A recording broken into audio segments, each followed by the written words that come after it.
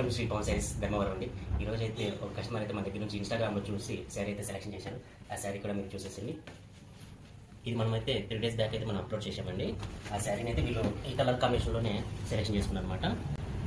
ఒకసారి మీకు ఒకసారి చూపిస్తాను.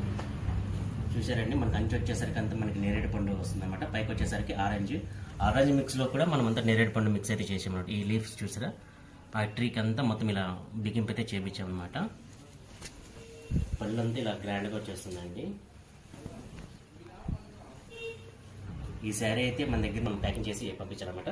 ఒకసారి ప్యాకింగ్ చేసి చూసేస్తారా?